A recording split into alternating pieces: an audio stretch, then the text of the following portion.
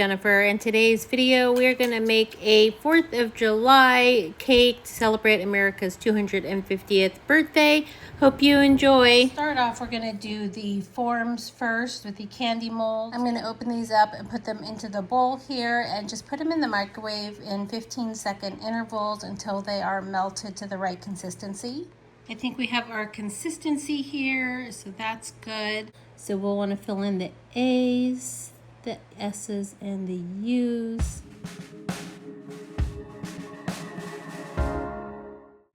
Now let's work on the stars.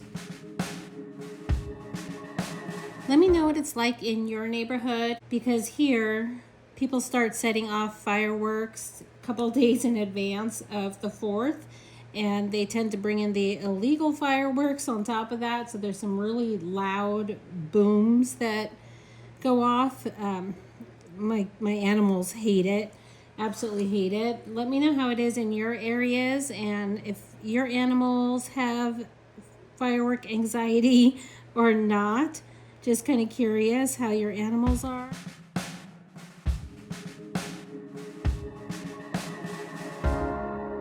Also going to make some fireworks out of some generic brand Ho Hos and some little bamboo pop sticks. So we're going to put these together with some of the candy melts to decorate them up and mix them into fireworks. I'm going to drizzle some of the red on here, and it's okay if it falls off.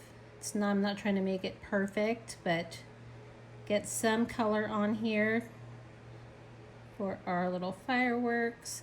I do want to try and get the bottom covered, try and hide all of the brown chocolate. All right, I had to heat it up a little bit more because it was already getting too hot or too cooled off.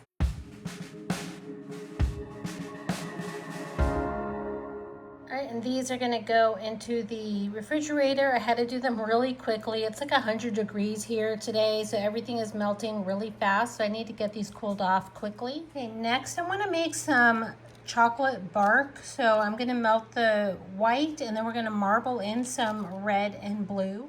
Okay, we have our white chocolate nice and melted here. So I'm going to spread that out on the paper here. I just put down some wax paper so it wouldn't stick to the metal pan. Okay, I can't believe I just did that. I thought I was recording the whole time. I didn't record any of this. So I'm not sure how much is recorded, and I haven't gone back and looked. But basically, I did the white chocolate first, and then I warmed up the dark blue and the red. Dollop it in just in little globs where you want to put it. And then I took one of the cake pop sticks that I was using earlier and just marbled it through, kind of just like that, all over, and then added the sprinkles. You can do as much or as little color and marbling as you want to, as much sprinkles or as little bit of sprinkles as you want to. It's your piece to do whatever you want to with it, but it is ready now to go straight into the refrigerator to cool down, and once it has solidified, we will cut it into sections later when we decorate the cake. And that's good timing because our stars and letters are now solid from being in the refrigerator. All right, so I'm gonna be very careful popping out the letters. Just go slow. There's the S, a U, and the A's, and then the stars. That's pretty. Mold I really liked. I got it from Michael's this year. I liked it because all the stars were a little bit different. A few of them repeat, but most of them were different. I just thought they were kind of cool, and they were different sizes. Okay, now I'm going to take all my letters and stars and put those back in the fridge so they don't melt because it is super hot today. Okay, I have the blue chocolate already here on the side, so I'm going to do the USA again.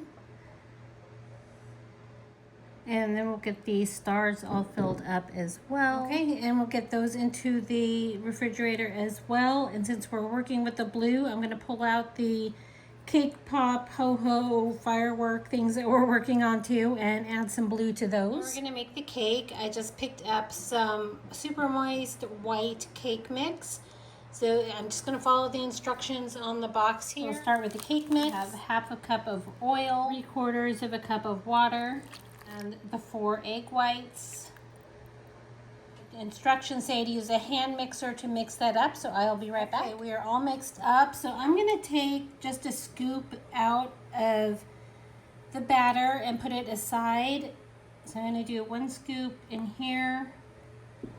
This is a 1/3 of a cup measuring cup that I'm using right now, in case you are interested. And do another 1/3 here. Not being overly specific with the measurement, just approximate. Now with the rest of it, I'm gonna split it among the 2 cake pans. So I'm gonna first, before I put the batter in there, I'm gonna use my trusty Pam baking spray that I absolutely love and highly recommend with all of my baking. So I'm going to split this up on 2 different pans. Okay, next what I'm going to do is put some red and blue food coloring into the portions that we put aside. Now you don't need a whole lot of this because it will turn the icing blue pretty quickly. The good thing with the gel food coloring is you can keep adding more drops of it to make it darker so you can get the shade that you want. I'm trying to go for slightly darker. I don't want it to get navy or anything, but I do want it to be a little bit darker, not a light blue. And we'll go in with the red.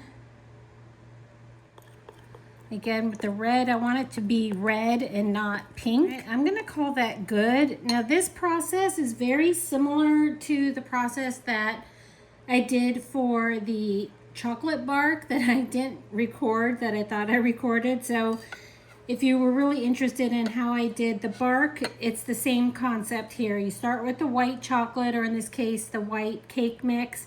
You have a little bit of red and a little bit of blue chocolate, or again, in this case, the cake mix.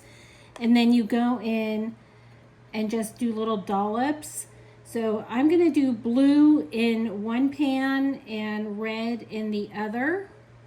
You can mix them together if you want to, but I'm kind of liking the idea of having the color separation on the different layers of the cake. So that's what I'm gonna do here. Once you have all of the blue batter in there, you can take a chopstick, a dowel, a handle of a knife or something, and just swirl it around like that. You'll probably see this better on the red cake.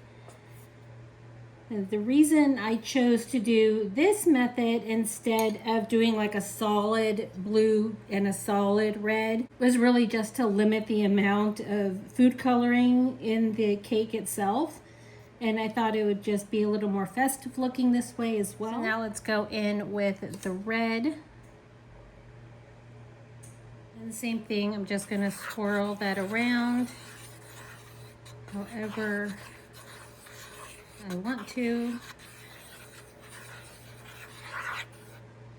There, I think that's gonna do it. And the oven is preheated, so I'm just gonna go ahead and put these in. The cakes are done. They came out perfect. The toothpick came out nice and clean. So I'm gonna let them cool here for a bit while I make the smaller cake that's gonna go on top of it. I'm gonna do that off camera just in the sake of time. So I will be right back. Now that the bark is solid here, I'm gonna cut it into pieces for decorating the cake.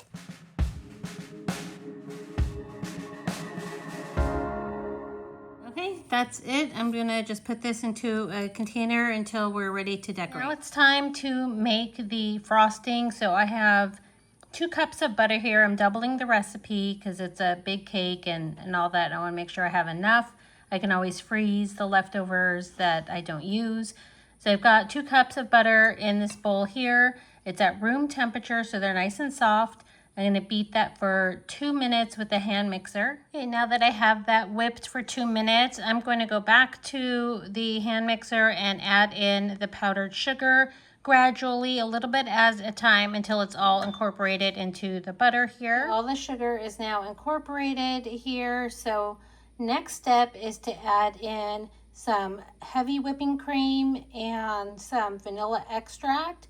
and a pinch of salt. I'll leave the recipe for this down below so you get all the measurements and everything, but that's what I'm gonna add in next.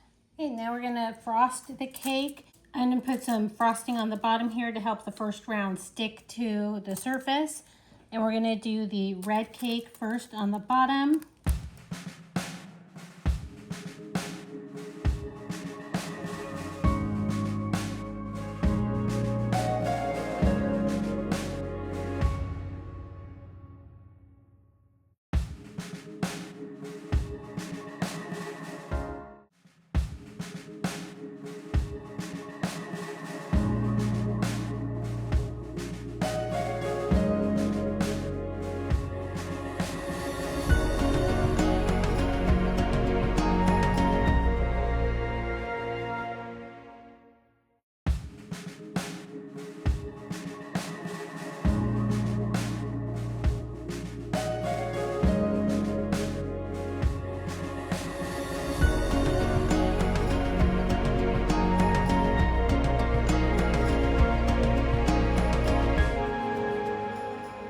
That's the first one. I'm going to put this in the refrigerator so that the icing can start to set. For the little cake, I'm just going to put it on this small board for now, and then we'll transfer it over later.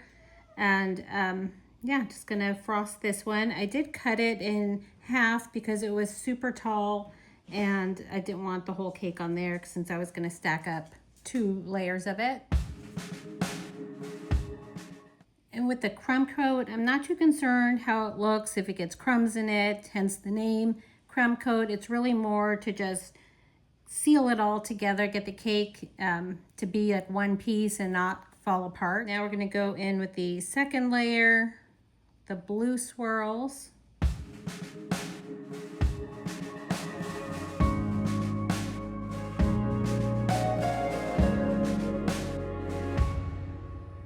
Okay, now this one's going to go in the refrigerator as well, so that's crumb coat can set. Hopefully that's good enough for you to see.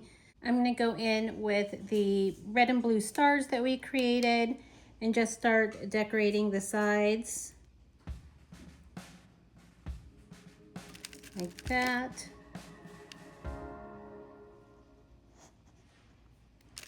I'm saving some for the top layer too. That's going to do it for the bottom layer, I think. I'm going to save some of the stars for the top layer. Put the USA on the side there too. And once I have that layer decorated, I'll see what I have left over, and I might go back and add some more embellishment, but we'll see. All right, just for the sake of time, I went ahead and just did a final coat of frosting on the small cake, and then we can go ahead and decorate this one as well.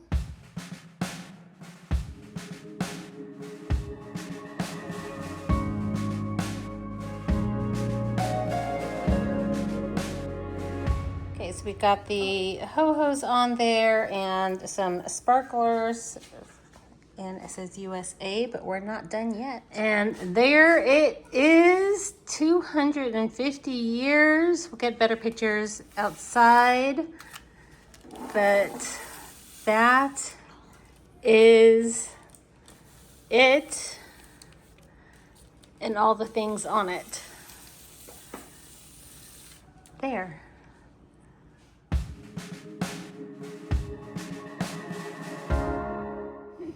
And there's the insides with the marbling. Give that a taste test. Mmm. That's good. This is good.